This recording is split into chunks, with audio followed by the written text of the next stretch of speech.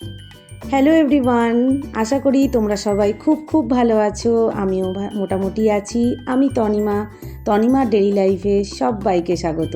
আশা করি যে যেখান থেকে আমার ভিডিওটা দেখছো সবাই খুব খুব ভালো আছো। আমিও মোটামুটি আছি। তো এই যে দেখো, লাস্ট দিন যেদিনকে আমরা বাড়ি আসবো সেদিন রাতের ট্রেন ছিল, মানে সন্ধ্যে 8:30টায় ট্রেন। তো সকালের দিকে আমরা কি করেছিলাম, বাচ্চাগুলোকে আমি নিয়ে গিয়েছিলাম একটু উটের পিঠে চড়াতে। তো সেদিনকে আমি একা চড়েছিলাম, আর ওরাও বলছিল মা তুমি একা চড়লে, আমার ছেলে বলছিল। তো তখন আমি বললাম ঠিক আছে, লাস্ট দিন একটু সকালের দিকে টাইম পাবো, তোদেরকে উটে চড়িয়ে নিয়ে আসবো। তো আমার বোনের মেয়ে এত ভয় পাচ্ছিল যে ওকে নামিয়ে দিয়েছিলাম, আর সেই জায়গায় আমার ভাইয়ের বউকে তুলেছিলাম আমার ছেলের সঙ্গে, ও বসেছে। আর আমার ছোট ভাইটা ও কি করেছে, আমার ছোট বোনের ছেলেকে নিয়ে বসে আছে। তো এই যে ওদের উটে চড়া হয়ে গেল, তারপর কিছু কেনাকাটিও করেছিলাম সকালের দিকে। আর তারপর দেখো আর কি, একদম সব টায়ার্ড হয়ে বসে রয়েছে ট্রেনের মধ্যে, তখনও ট্রেন ছাড়েনি। আর তারপর আমার এত ঘুম পেয়েছিল যে আমি বলছিলাম তাড়াতাড়ি করে খাওয়া দাওয়া করে নে। এই যে দেখো, ওরা মানে বাচ্চাগুলো এত এনজয় করেছে যে ওরা তখনও মানে গল্প ওদের শেষ হচ্ছে না।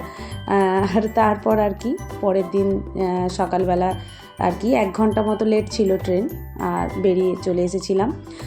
সবাই আস্তে আস্তে মানে মন খারাপ লাগছিল যে কয়দিন কি সুন্দর সবার সঙ্গে কেটে গেল, আর গাড়িতে আস্তে আস্তে ওটাই আর কি সেদিনকে ভাবছিলাম। তারপর সেই যে প্রত্যেক দিনের মতন একই রুটিন, রান্নাঘরে রান্না বান্না। সকালবেলা তাড়াতাড়ি করে মানে 6:30 নাগাদ চলে এসেছিলাম, আর 7:30টার মধ্যে বাড়ি চলে এসেছিলাম। সেদিনকে করেছিলাম এই যে আম দিয়ে ডাল করেছিলাম। সেদিনকে ছিল নিরামিষ আমাদের। তো এই যে একটু ভাজাভুজি করেছিলাম, আলু ভাজা, কুমড়ো ভাজা, আর ডাঁটা আলু দিয়ে একটু পোস্ত করেছিলাম। তো কি সেদিনকে সেরকম আর কি বাজার ছিল না, তো সেই জন্য আমি এসে একটুখানি টিফিন করে তারপর চলে গিয়েছিলাম বাজারে। বাজার থেকে অল্প কিছু সবজি নিয়ে এসেছিলাম, নিয়ে এসে এই রান্নাটা করেছিলাম। তো তারপর হচ্ছে এই যে প্রথম দেখলাম আম এসেছে বাজারে, অনেক দিনই এসেছে, তো আমাদের আনা হয়নি। তো দেখলাম আমটা ভালো, তো দেখে আমি কি করলাম, নিয়ে এলাম। আর বলি তাহলে আজকে আম দিয়েই ডাল করব।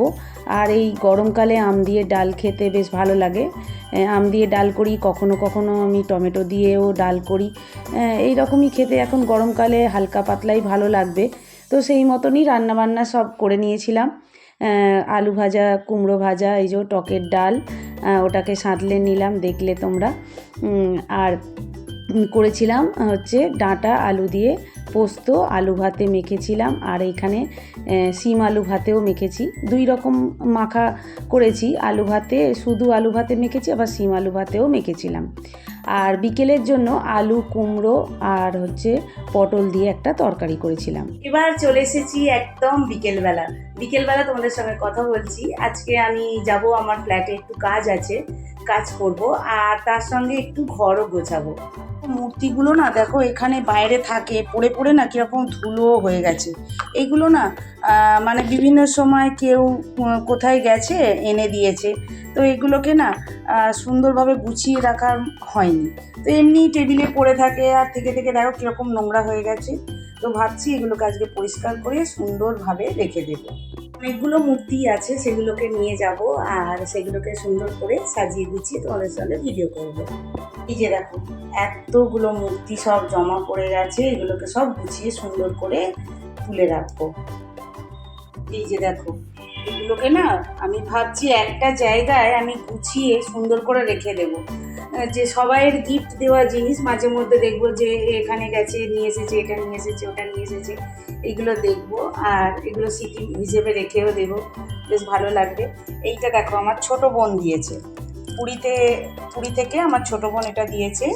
আর এক পিস্তত ভাইয়ের বউ, ও গিয়েছিল একবার পুরী, এটা এনে দিয়েছিল। আর এই জগন্নাথ দেবের মূর্তিটা আমি নিয়েছি, এইটা আমার প্রিয়, এটা আমি কিনেছি। আর এইটা আমার ছেলেকে একজন গিফট দিয়েছিল, এইটা আর এইটা ওর বন্ধু গিফট দিয়েছিল, এইটা আমার ভাই আমাকে দিয়েছে। আর এই যে এইটা হচ্ছে অযোধ্যা গিয়েছিলাম, অযোধ্যা নভেম্বর মাসে গিয়েছিলাম, অযোধ্যা থেকে এই যে এই মূর্তিগুলোকে নিয়ে এসেছিলাম। তো এইগুলোকে আজকে ভাবছি আমি সাজিয়ে রেখে দেবো।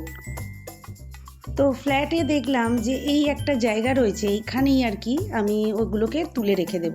তো এখানে কয়েকটা জামা কাপড় এক্সট্রা পড়েছিল, তো ওগুলোকে আমি কি করলাম, গুছিয়ে অন্য জায়গায় রেখে দিলাম আর ওই জায়গাটাকেই পরিষ্কার করে নিলাম। আর যে মূর্তিগুলো মানে ধুলো পড়ে গিয়েছিল সেগুলোকেও ভালো করে পরিষ্কার করে নিলাম, করে নিয়ে ওখানেই আর কি তুলে রাখছি। একটা জায়গা একটুখানি পরিষ্কার করে নিয়েছি, ওখানেই আর কি রাখছি। তো এখানে আমার ছেলে, এই ফ্ল্যাটে আমার ছেলের ছোটোবেলা কেটেছে, আর এখানে এখন আমরা কেউ থাকি না। এখানে আর কি সব জিনিসপত্রগুলো সাজানো গোছানো থাকে। আমি আসি, এখানে পরিষ্কার পরিচ্ছন্ন করি আর একবার করে জিনিসপত্রগুলোকে নাড়াচাড়া করি, দেখি, আর বেশ ভালোও লাগে। তো যাই হোক, আমি এই পর্যন্ত যে সকল বন্ধুরা আমার সাথে ছিলে, পাশে ছিলে, সকল বন্ধুদেরকে বলবো অনেক অনেক ধন্যবাদ। আর নতুন বন্ধু যদি কেউ এসে থাকো, অবশ্যই বলবো আমার চ্যানেলটা সাবস্ক্রাইব করে আমার পাশে থাকার জন্য। আর পুরনো বন্ধুরা, তোমাদেরকে অনেক অনেক অনেক অনেক ধন্যবাদ। তোমরা যেভাবে আমাকে সাপোর্ট করে যাচ্ছ, এইভাবেই আমাকে আগামী দিনেও সাপোর্ট করে যেও। তোমাদের সাপোর্ট ছাড়া আমি কিন্তু কখনোই এগিয়ে যেতে পারবো না। তাই তোমাদের সাপোর্ট আমার অনেক অনেক কাম্য। তো এই যে এরপর আমি কি করলাম, সব সুন্দরভাবে ভালোভাবে গুছিয়ে রাখলাম। আর এইটা না আমার সব থেকে প্রিয়, জানো তো। আমার অনেক দিনের আশা ছিল যে যখন আমি পুরীতে যাব, আমি পুরী থেকে একটা জগন্নাথ দেবের এরকম 3টে আছে, জগন্নাথ, বলরাম আর সুভদ্রা, আমি মূর্তি নিয়ে আসব।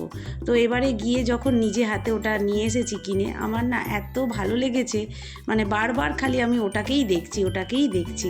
তো এই যে দেখো, আরও মূর্তি রয়েছে, সেগুলোকে নিয়ে যাওয়া সম্ভব হয়নি। হাতের কাছে যেগুলো পেয়েছিলাম সেগুলোকেই আর কি নিয়ে গিয়েছিলাম, আর নিয়ে গিয়ে ওখানেই সাজিয়ে রেখেছিলাম। তো আজকে আসি, টাটা।